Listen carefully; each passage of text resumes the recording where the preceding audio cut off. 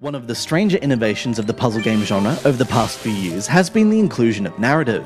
Azkend 2, The World Beneath, is a fine example of this trend. The story, which mimics the Victorian science fiction of Jules Verne, provides not just impetus, but new power-ups, hazards, and styles of playing through the various puzzle screens you're presented with.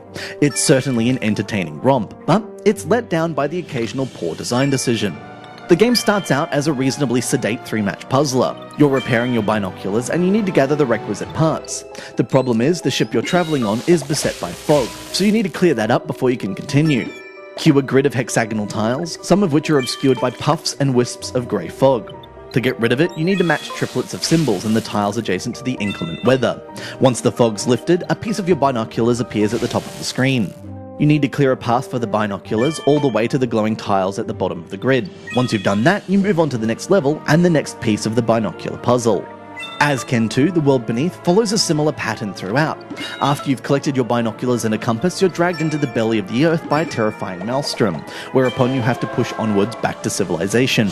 Every level, you're collecting the pieces of an item you need in order to progress. Sometimes you have to make chains of matches on all of the tiles in a board before the item appears, while at other times you have to clear raging fire before it burns your notes.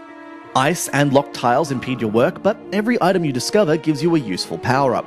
Once you've got the binoculars, matching 3 or more of the binocular symbols will clear some lone tiles from the grid, whereas the hammer will smash out important tiles to get you closer to your goal. Each scene is punctuated by a hidden object stage, which lets you build up your lightning power for the next round. Lightning builds up in play every time you match pieces that move you forward. Once you have 5 charges, it bursts out and clears tiles for you.